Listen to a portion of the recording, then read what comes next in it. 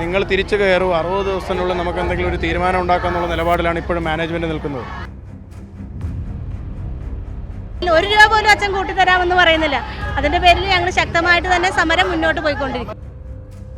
6 മണിക്കൂർ ഡ്യൂട്ടി കഴിഞ്ഞ് ഓവർ കഴിഞ്ഞ് ഇറങ്ങുന്നത് 8 മണിക്കൂർ വരെ കഴിഞ്ഞിട്ടാണ്. അതിനുള്ള ഓവർ ടൈം പോലും അവർ തരുന്നില്ല.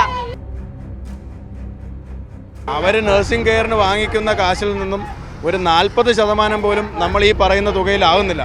അതുപോലും തരാൻ അവർ തയ്യാറാകുന്നില്ലെങ്കിൽ എന്താണ് ചെയ്യേണ്ടത്? നമ്മൾക്ക് ഇപ്പം നമ്മുടെ UNL ഇല്ലാത്ത സ്റ്റാഫുകളൊക്കെ അവിടെ കിടന്ന് കഷ്ടപ്പെടാണ്. നമസ്കാരം. ശമ്പള പരിഷ്കരണം ആവശ്യപ്പെട്ടുകൊണ്ട് UNL നേതൃത്വത്തിൽ സംസ്ഥാനമൊട്ടാകെ നഴ്സുമാർ സമരത്തിലാണ്. ഞാനിപ്പോൾ ഉള്ളത് അങ്കമാലി ലിറ്റിൽ ഫ്ലവർ ആശുപത്രിയിലെ നഴ്സുമാരുടെ ഈ ഒരു പ്രതിഷേധ മാർച്ചിലാണ്. 3-ാം ദിവസത്തിലേക്ക് കടന്നിരിക്കുകയാണ് ഈ സമരം. എന്നിട്ടും ഇവരുടെ മാനേജ്മെൻറ്റ് യാതൊരുവിധമായ നടപടിയും സ്വീകരിക്കുന്നില്ല. അവരെല്ലാവരും നിഷേധാത്മകമായ രീതിയിലാണ് പെരുമാറുന്നത്. ഇവരുമായി യാതൊരു രീതിയിലും ചർച്ച നടത്താനോ ഒന്നും അവർ തയ്യാറാവുന്നില്ല എന്നാണ് ഇപ്പോൾ മനസ്സിലാക്കാൻ കഴിയുന്നത്. എന്തായാലും ഇപ്പം നമുക്ക് ചോദിക്കാം, ഇതെന്താ മാനേജ്മെൻറ്റ് ഈ കാര്യത്തിൽ നിങ്ങളോട് ചർച്ച നടത്താൻ തയ്യാറാവുന്നില്ലേ? ഇതുവരെയ്ക്കും ഒരു തയ്യാറായിട്ടില്ല. ഇന്നൊരു ചർച്ച എന്ന പ്രഹസനത്തിന് വിളിച്ചിട്ട് അവർ നിങ്ങൾ തിരിച്ചു കയറും 60 ദിവസത്തിനുള്ളിൽ നമുക്ക് എന്തെങ്കിലും ഒരു തീരുമാനം ഉണ്ടാക്കാന്നുള്ള നിലപാടിലാണ് ഇപ്പോഴും മാനേജ്മെൻറ്റ് നിൽക്കുന്നത്. നമ്മുടെ ആവശ്യങ്ങൾ സുതാര്യമാണ്. നമുക്ക് 1333 രൂപ ദിവസവേതനം എന്ന നിലയ്ക്കാണ് നമ്മളിപ്പോൾ നിൽക്കുന്നത്. അവർ നഴ്സിംഗ് കെയറിന് വാങ്ങിക്കുന്ന കാശിൽ നിന്നും ഒരു 40% പോലും നമ്മൾ ഈ പറയുന്ന തുകയിലാവുന്നില്ല. അതുപോലും തരാൻ അവർ തയ്യാറാകുന്നില്ലെങ്കിൽ എന്താണ് ചെയ്യേണ്ടത്? എത്ര രൂപയാണ് നഴ്സിംഗ് കെയർ എന്ന രീതിയിൽ ഒരു പേഷ്യൻ്റെ കയ്യിൽ നിന്നും വാങ്ങുന്നത്? നഴ്സിംഗ് കെയർ എന്ന തുകയിൽ 3000 മുതൽ 6000 രൂപ വരെ ഒരു പേഷ്യൻ്റെ കയ്യിൽ നിന്ന് വാങ്ങുന്നുണ്ട്. ഒരു കണക്കിന് നോക്കുവാണെങ്കിൽ അതിൻ്റെ 10% പോലും ഇപ്പോഴത്തെ ശമ്പളത്തിൽ തരുന്നില്ല എന്നുള്ളതാണ് വാസ്തവം.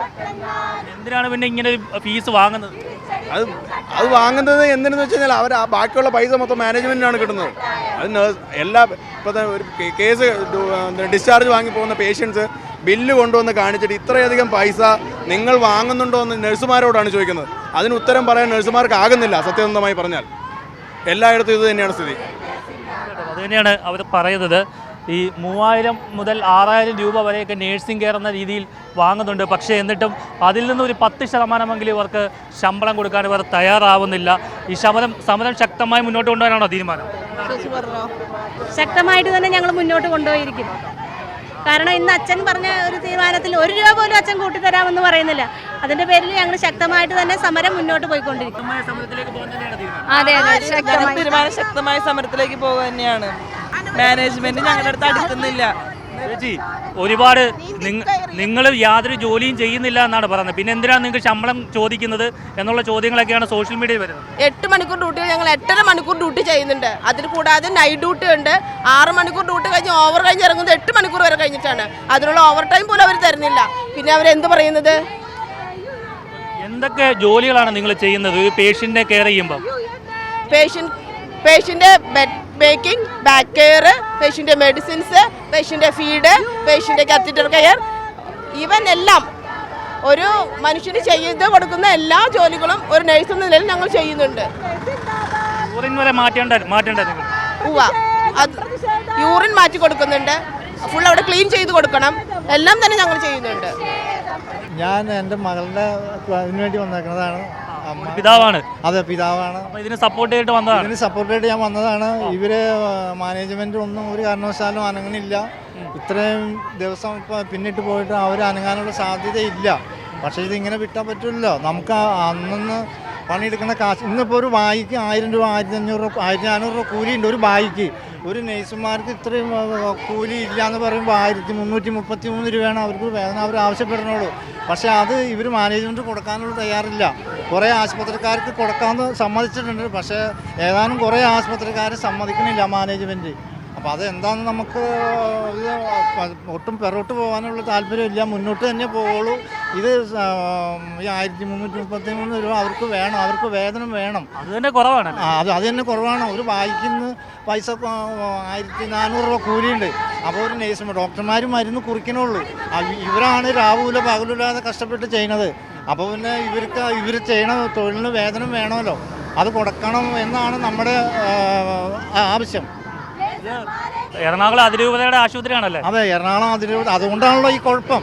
അല്ലെങ്കിൽ ഇത്രയും കുഴപ്പം ഉണ്ടാവില്ലല്ലോ. അവരാണ് കാരുണ്യം കാണിക്കേണ്ടത്. അതെ, അവരാണ് കാരുണ്യം കാണിക്കുന്നത്. പക്ഷെ കാരുണ്യം നേരെ തിരിച്ചാ. കഴിഞ്ഞ ദിവസം പരിമല പള്ളിയുടെ ഹോസ്പിറ്റലിൽ അവർ ശമ്പളം കൂട്ടി കൊടുത്തു. പരിമല പള്ളിയുടെ അതേപോലെ ഇവിടെയും കൂട്ടണമല്ലോ. ഇപ്പൊ കോഴിക്കോട് എന്തോ വിഷയമൊക്കെ ഉണ്ടായിന്നുള്ളൂ പറയുന്നു. പക്ഷെ ഇവര് ഭീഷണിയാണ്, ചില ഹോസ്പിറ്റലുകാർ ഭീഷണിപ്പെടുത്തുന്നു. പക്ഷെ ഭീഷണിയിൽ ഒതുങ്ങില്ല. പാരൻസുകൾ ഇവര് ഒത്തിട്ട് പറ്റിയില്ലെങ്കിൽ പാരൻസുകൾ ഇറങ്ങും. കൂടുതൽ ഈ മാതാപിതാക്കൾ കൂടി ഈ സമരത്തിന് ഭാഗമാകുമെന്നാണ് അദ്ദേഹം പറയുന്നത്. ഇപ്പോൾ അദ്ദേഹത്തിൻ്റെ മകളെ സപ്പോർട്ട് ചെയ്യാൻ വേണ്ടിയിട്ടാണ്, മകൾക്ക് വേണ്ടിയിട്ടും കൂടെ സമരം ചെയ്യാൻ വേണ്ടിയിട്ടാണ് എത്തിയിരിക്കുന്നത്. ഒരുപാട് പണം മുടക്കി ഇവരെ പഠിപ്പിച്ച് വലുതാക്കുമ്പോൾ അവർക്ക് ശമ്പളം നൽകാൻ ഇവർക്ക് മടിക്കുകയാണ്. കഴിഞ്ഞ ദിവസം നമ്മൾ കണ്ടതാണ് പരിമല ഹോസ്പിറ്റലിലെ അവിടുത്തെ മാനേജ്മെൻറ്റ് കൃത്യമായി ശമ്പളം കൂട്ടിക്കൊടുക്കാമെന്ന് എഗ്രിമെൻ്റൊക്കെ വെക്കുകയൊക്കെ ചെയ്തു. ഇത് എറണാകുളം അതിരൂപതയുടെ ഹോസ്പിറ്റലാണ്, ലിറ്റിൽ ഫ്ലവർ ആശുപത്രി. അവരാണ് സത്യം പറയാനുള്ള മാതൃക കാണിക്കേണ്ടത്. പക്ഷേ അവിടെ മാതൃക അവർ കാണിക്കുന്നില്ല എന്നുള്ളതാണ് ഏറ്റവും വലിയ കാര്യം. എന്താണ് നിങ്ങളുടെ ആവശ്യങ്ങളൊക്കെ ഇപ്പോൾ നിലവിൽ? നമുക്ക് സാലറി കൂട്ടി കിട്ടുക, പിന്നെ നേഴ്സ് ഫീസിൻ്റെ അനുപാതം അത് ഉറപ്പാക്കുക, പിന്നെ നമുക്ക് കിട്ടേണ്ട ഓരോരോ അവകാശങ്ങളുണ്ടല്ലോ. നമ്മൾ ഒരു മാനേജ്മെൻറ്റിനും എതിരല്ല, നമ്മൾ വീണ്ടും അവിടെ തന്നെ തൊഴിൽ ചെയ്യാനുള്ളവരാണല്ലോ. നമ്മൾക്ക് ഇപ്പം നമ്മുടെ UNL ഇല്ലാത്ത സ്റ്റാഫുകളൊക്കെ അവിടെ കിടന്ന് കഷ്ടപ്പെടാണ്.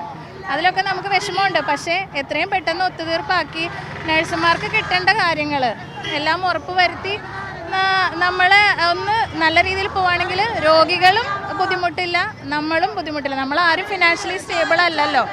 അപ്പോൾ നമുക്കിപ്പോൾ നമ്മൾ ലോസ് ഓഫ് പേയിലാണ് നമ്മൾ ഈ സമരം ചെയ്യുന്നത്. അപ്പോൾ അതെല്ലാം മാറി എത്രയും പെട്ടെന്ന് ഒത്തുതീർപ്പായാൽ രോഗികൾക്കും അതുപോലെ ജോലി ചെയ്യുന്ന ഞങ്ങൾക്കും അത് നല്ലതായിരിക്കും. അതുതന്നെ, ഈ രോഗികളുടെ അവകാശം കൂടിയുണ്ട്, അതുകൂടി ഈ മാനേജ്മെൻറ്റ് മനസ്സിലാക്കേണ്ടതാണ്. നേഴ്സുമാർക്കും അതിൽ സങ്കടമുണ്ട്. പക്ഷേ അവർക്ക് നിവൃത്തികേട് കൊണ്ടാണ് ഇത്തരത്തിൽ സമരം ചെയ്യുന്നത്. ഇത്തരത്തിൽ സമരം ചെയ്യുവാനും അവർക്ക് വലിയ താല്പര്യമൊന്നുമില്ല. മാനേജ്മെൻറ്റുകൾക്ക് എതിരൊന്നുമല്ല അവർ, പക്ഷേ അവർക്ക് അർഹമായ ശമ്പളം വേണം. എത്രയോ രൂപയാണ് അവർ ഈ ഫീസ് ഇനത്തിൽ വാങ്ങുന്നത്. അതായത് നേഴ്സിംഗ് ഫീസ് എന്ന ഇനത്തിൽ തന്നെ അവർ നേഴ്സിംഗ് ചാർജ് എന്ന രീതിയിൽ തന്നെ ഒരു ദിവസം വാങ്ങുന്നത് 3000 രൂപ മുതൽ 6000 രൂപ വരെയൊക്കെയാണ്. ICUവിലും ഒക്കെ ആകുമ്പോൾ അതിലും കൂടും എന്നാണ് നമുക്ക് മനസ്സിലാക്കാൻ കഴിയുന്നത്. അതിൻ്റെ ഒരു 10% പോലും നിലവിൽ അവർക്ക് ശമ്പളം കൊടുക്കുന്നില്ല എന്നുള്ളതാണ് അതിൻ്റെ ഒരു യാഥാർത്ഥ്യം. എന്തായാലും സമരം തെരുവിലേക്കും കൂടി വ്യാപിച്ചിരിക്കുകയാണ്. അതാണ് അവർ ഇതുവരെ രാവിലെ മുതൽ വൈകിട്ട് 5 മണി വരെ ലിറ്റിൽ ഫ്ലവർ ആശുപത്രിയുടെ മുന്നിലായിരുന്നു സമരം. അവിടെ നിന്ന് അവർ പ്രതിഷേധം ആയിട്ടിപ്പോൾ നാഷണൽ ഹൈവേ വഴിയിട്ട് വീണ്ടും അങ്ങോട്ടേക്ക് പോവുകയാണ്.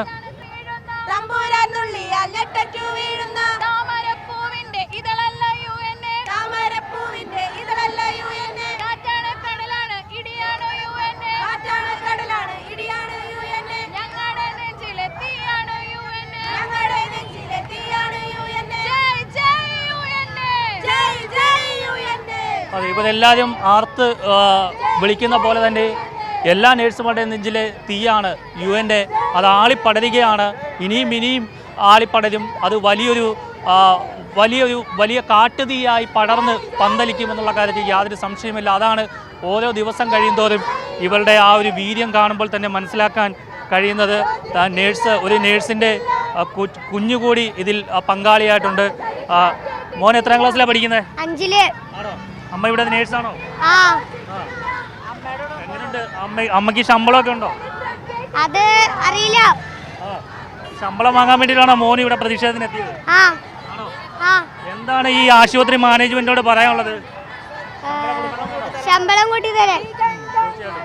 എന്തായാലും ഇത്തരത്തിൽ കുട്ടികളെ കൂടി ഉൾപ്പെടുത്തി, അതായത് കുടുംബങ്ങളെ കൂടി ഉൾപ്പെടുത്തിക്കൊണ്ടാണ് ഇത്തരത്തിൽ ഈ ഒരു പ്രതിഷേധം നടത്തുന്നത്. നമുക്ക് ഈ ദൃശ്യങ്ങളിൽ കാണാം. ഒരു 300ഓളം നേഴ്സുമാരാണ് ഇപ്പോൾ ഈ ഒരു പ്രതിഷേധം നടത്തിക്കൊണ്ടിരിക്കുന്നത്. ആ ദൃശ്യങ്ങളാണ് നമ്മളിപ്പോൾ കണ്ടുകൊണ്ടിരിക്കുന്നത്. എന്തായാലും വലിയ ശക്തമായ രീതിയിൽ തന്നെയാണ് UN ഇക്കാര്യത്തിൽ ഇടപെട്ടുകൊണ്ടിരിക്കുന്നത്. എന്തായാലും ഈ മിനിമം വേതനം 40,000 രൂപയാക്കാതെ UN ഈ ഒരു സമരത്തിൽ നിന്നും പിന്മാറില്ല. KPHAയുടെ ധാർഷ്ട്യത്തിന് മുന്നിൽ ഒരിക്കലും മുട്ടുമടക്കില്ല എന്നാണ് UN പറഞ്ഞിരിക്കുന്നത്. അതാണ് നമുക്ക് ഈ കുട്ടികളുടെയൊക്കെ ഈ ഒരു ആവേശത്തോടെയുള്ള മുദ്രാവിളിയിൽ നിന്നും മനസ്സിലാക്കുന്നത്. നമുക്കറിയാം ഇപ്പോൾ കൊടും വേനലാണ്. ആ വെയിലത്ത് തളരാതെ അവർ രാവിലെ മുതൽ വൈകുന്നേരം വരെ ആശുപത്രിയിൽ ഒരു തണൽ പോലും ഇല്ലാത്ത സ്ഥലത്ത് കുടയും ചൂടിയിരുന്നു കൊണ്ടാണ് ഇത്തരത്തിലവർ ഈ ഒരു പ്രതിഷേധം നടത്തുന്നത്. എന്നിട്ടും ഈ വൈകുന്നേരം പോലും അവർക്ക് ആ ഒരു സമരവീര്യം ഒട്ടും ചോർന്നിട്ടില്ല. അതുതന്നെയാണ് ഈ ഒരു സമരത്തിൻ്റെ പ്രത്യേകത. അവകാശം നേടിയെടുത്തിട്ട് തന്നെ മാത്രമേ അവർ ഈ സമരത്തിൽ നിന്നും പിന്മാറുകയുള്ളൂ. അങ്കമാലിയിൽ നിന്നും ജസ്റ്റിൻ വർഗീസിനോടൊപ്പം ആർ പിയൂഷ്, മറുനാടൻ മലയാളി. പക്ഷേ മാനേജ്മെൻറ്റിൻ്റെ നിലപാട് എന്താണെന്ന് വെച്ച് കഴിഞ്ഞാൽ ഒരു തരത്തിലുള്ള വർധനവിന് തയ്യാറല്ല എന്നുള്ള ധാർഷ്ട്യം കലർന്ന നിലപാടാണ് നമ്മുടെ മാനേജ്മെൻറ്റിൻ്റെ. നമുക്ക് അവരോട് പറയാനുള്ളത് 2012 ഇതേ ആശുപത്രിയുടെ മുറ്റത്ത് നമ്മൾ സമരം ചെയ്തു. അന്ന് നമ്മളോട് പറഞ്ഞത് നിങ്ങൾ അവിടെ നിന്ന് സമരം ചെയ്തോ, എന്ത് വേണമെങ്കിലും ആയിക്കോ എന്ന് പറഞ്ഞ 10ാമത്തെ ദിവസം നമുക്ക് ആ സമരം വിജയിച്ച് ഈ ആശുപത്രിക്ക് അകത്ത് കയറാൻ പറ്റി. അന്ന് നമ്മൾ കേവലം തൃശ്ശൂർ ജില്ലയിലും തൃശ്ശൂരിന് പുറത്ത് 1ഓ 2ഓ ആശുപത്രികളിലും മാത്രം ഉണ്ടായിരുന്നൊരു പ്രസ്ഥാനമായിരുന്നു UNA. 15 വർഷങ്ങൾക്കിപ്പുറം കേരളം മാത്രമല്ല, നമ്മുടെ കേരളത്തിന് പുറത്ത്, ഇന്ത്യക്ക് പുറത്ത് 35ഓളം രാജ്യങ്ങളിൽ വ്യാപിച്ചു കിടക്കുന്നൊരു പ്രസ്ഥാനമാണ് UNA എന്ന് പറയുന്നത്. അപ്പോൾ നമുക്ക് നമ്മുടെ അച്ഛനോട് പറയാനുള്ളത് എന്താണെന്ന് വെച്ചാൽ, ഇവരുടെ ഉമ്മാക്കിയൊന്നും കണ്ട് പേടിക്കുന്നവരല്ല നമ്മളാരും. എത്ര വേണമെങ്കിലും ഇവർക്ക് പറയാം. ഇനിയും 10 അല്ല, നമ്മൾ 365 ദിവസം വരെ സമരം ചെയ്ത പാരമ്പര്യമുള്ളൊരു പ്രസ്ഥാനമാണ്. അപ്പോൾ ഇന്ന് അതിനുള്ള കെൽപ്പും വെല്ലുവിളിക്കാനുള്ള കഴിവും നമ്മുടെ പ്രസ്ഥാനത്തിനുണ്ട്. അപ്പം അച്ഛന്മാർ മനസ്സിലാക്കേണ്ട ഒരു കാര്യം എന്താണെന്ന് വെച്ച് കഴിഞ്ഞാൽ, ഇപ്പോൾ തന്നെ നമ്മുടെ നാട്ടിൽ ചർച്ച ചെയ്യപ്പെടുന്നൊരു കാര്യമുണ്ട്. നഴ്സിംഗ് കെയർ എന്ന് പറഞ്ഞുകൊണ്ട് ചാർജുകൾ വാങ്ങുന്നുണ്ട് അല്ലേ. 1000 കണക്കിന് രൂപയാണ് ഒരു രോഗി ഒരു ആശുപത്രിയിൽ അഡ്മിറ്റായി കിടന്ന് പോകുമ്പോൾ നഴ്സിംഗ് കെയർ എന്നൊരു പേരിൽ മാത്രം വാങ്ങുന്നത്. അതുകൂടാതെ നമ്മൾ ചെയ്യുന്ന ഒരു ഇഞ്ചക്ഷൻ കൊടുക്കുന്നതിന് ഞാൻ ഈ വാക്കുകൾ പറയുന്നത് സാധാരണ മനുഷ്യർക്ക് മനസ്സിലാവുന്നതിന് വേണ്ടിയിട്ടാണ്.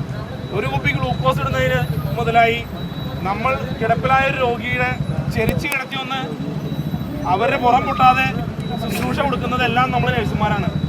ഈ പറയുന്ന ചാർജ്, നഴ്സിംഗ് കെയർ എന്ന ചാർജിന് പുറമെ ഇതിനെല്ലാം നമ്മുടെ ആശുപത്രികൾ ചാർജ് ചെയ്യുന്നുണ്ട്. 100 കണക്കിന് രൂപ ചാർജ് ചെയ്യുന്നുണ്ട്.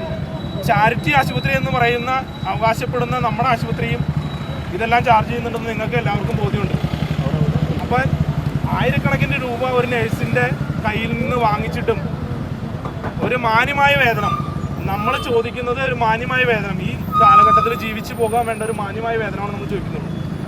അതും വെറും 1333 രൂപയാണ് നമ്മൾ ചോദിക്കുന്ന അടിസ്ഥാനമായ ശമ്പളം അല്ലേ.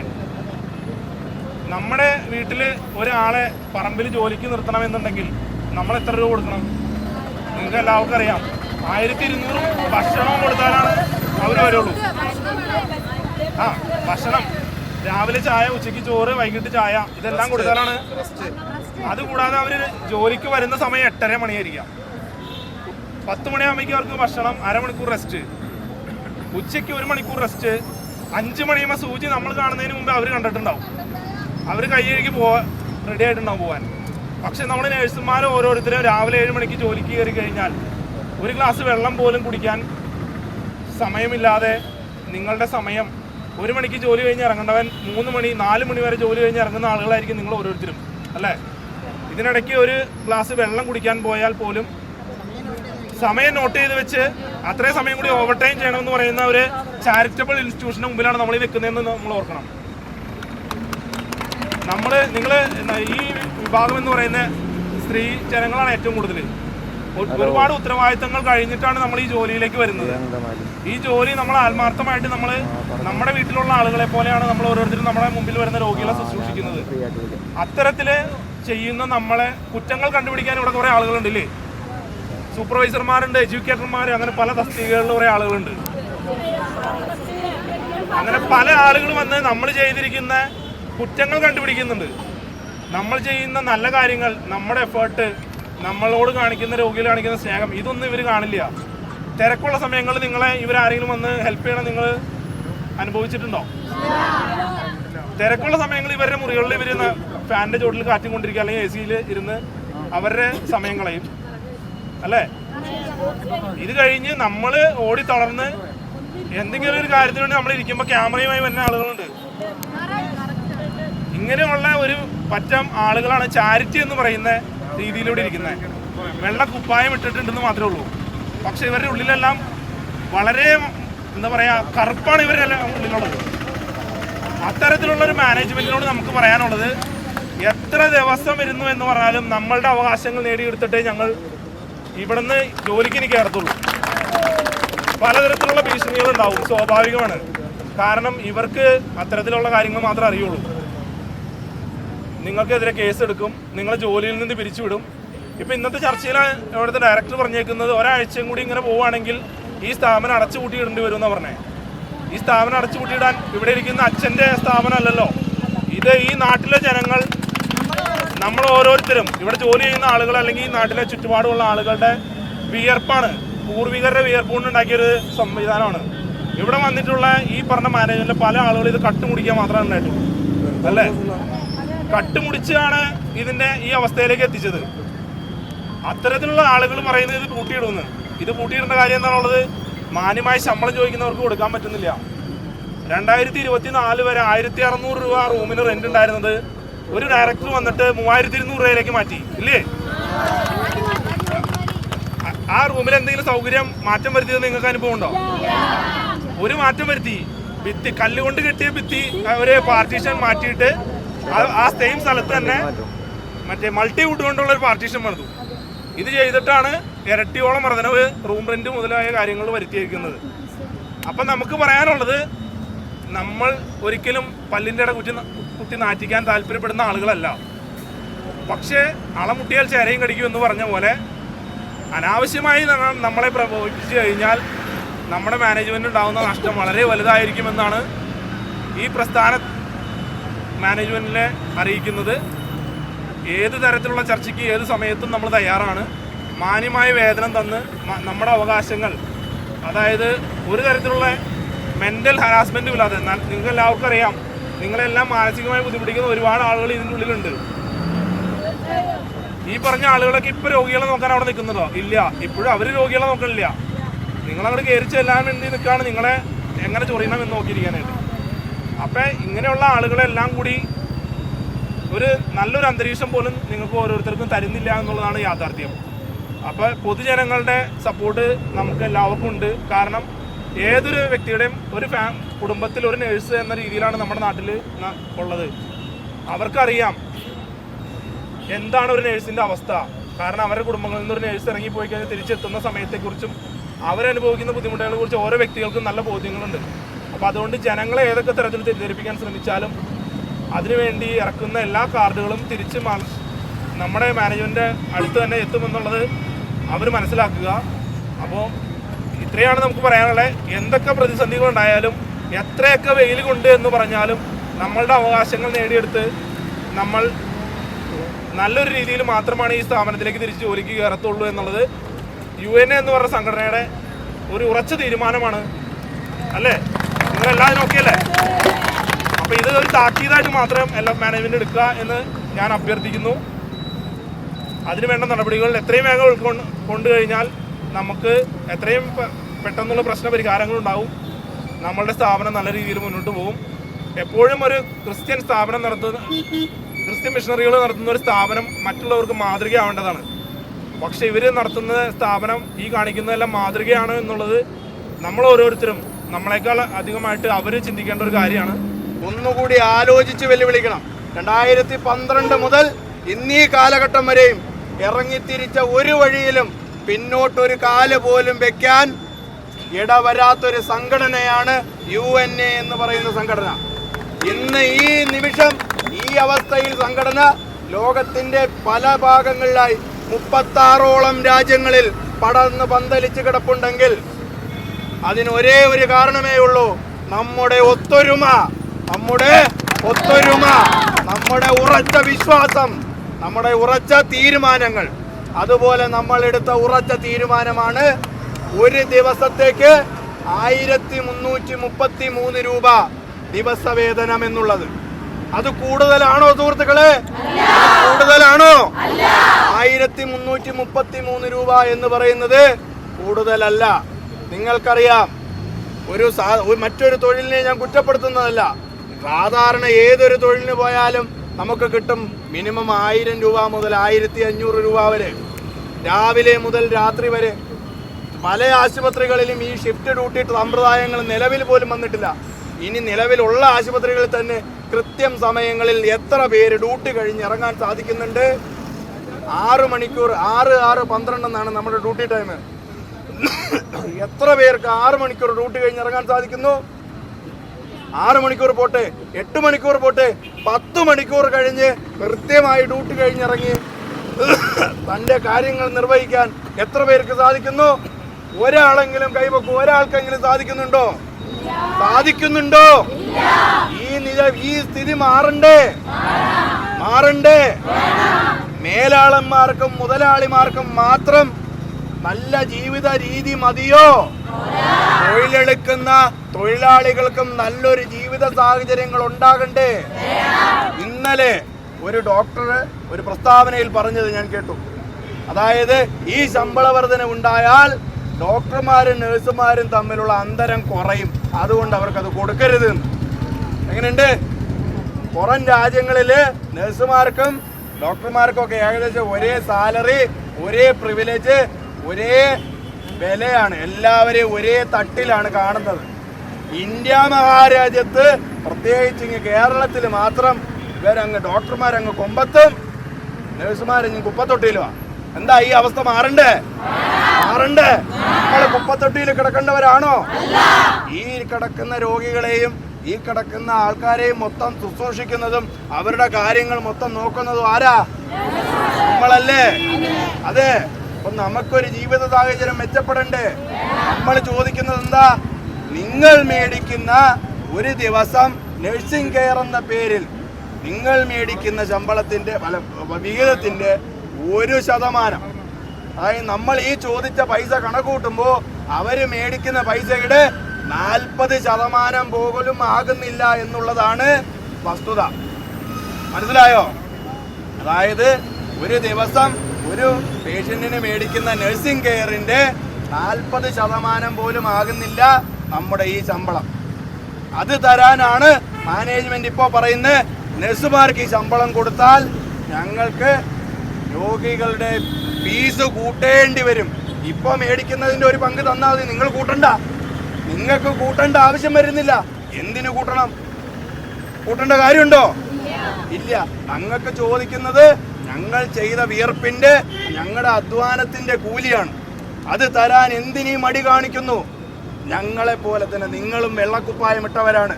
ഈ വെള്ളക്കുപ്പായത്തിനുള്ളിൽ ഇരുന്നു കൊണ്ട് എന്തിനീ ദ്രോഹം വെള്ളക്കുപ്പായമിട്ട ഞങ്ങളോട് കാണിക്കുന്നു? ചോദിക്കുന്നത് ശരിയല്ലേ? അവർക്ക് മനസ്സിലാക്കിക്കൂടെ? എപ്പോഴും പറയും ചാരിറ്റി ആശുപത്രിയാണ്, ഈ ചാരിറ്റി ആശുപത്രിയാണ്, ഇവിടെ ഒന്നും കിട്ടാനില്ല. പറയുന്നു വർഷാവർഷം ബിൽഡിങ്ങുകൾ പൊങ്ങുന്നുണ്ട്, ഒരു കുറവില്ല. ചാരിറ്റി ഉണ്ടാക്കിയിട്ടാണോ? ആണോ? അതൊക്കെ ഉണ്ടാക്കാൻ കാശുണ്ട്. അതിനുവേണ്ടി പണിയെടുക്കുന്നവന് ശമ്പളം കൊടുക്കാൻ കാശില്ല. ആ ശമ്പളം ചോദിക്കുമ്പോൾ മാത്രം എച്ചിക്കണക്ക് പറയാണ്, കാശില്ലേ. എന്തേത്? ഈ അവസ്ഥ മാറണം. ഈ അവസ്ഥ മാറി നമ്മൾക്ക് മാന്യമായ ഒരു ശമ്പളം കിട്ടുന്നത് വരെ ഞങ്ങൾ പറഞ്ഞു. ഈ വെയിലത്താണ് ഇരിക്കുന്നത്. തീയിൽ കുരുത്ത പ്രസ്ഥാനമാണ്. അത് വെയിലേറ്റാൽ വാടില്ല. അത് വാടാൻ ഇവിടെ ഇരിക്കുന്ന ഒരു സ്ത്രീജനങ്ങളും ഒരു UN പ്രവർത്തകനെ കൊണ്ടും അത് മാറില്ല. അത് മാറ്റിയെടുക്കാൻ മറ്റൊരു സംഘടനയാണ് KPHA പോലുള്ള ഏത് കൊമ്പത്തെ രാജാവ് വിചാരിച്ചാലും അത് നടക്കില്ല. അതിനെന്തെങ്കിലും മാറ്റം വരണമെങ്കിൽ ഞങ്ങൾ ചോദിച്ച വ്യവസ്ഥകൾ അംഗീകരിച്ച് ഞങ്ങൾക്ക് ശമ്പളം തരൂ. നിങ്ങളുടെ ആശുപത്രിയിൽ ഞങ്ങൾ ജോലി ചെയ്യാൻ ഇപ്പോഴും തയ്യാറാണ്. അല്ലേ?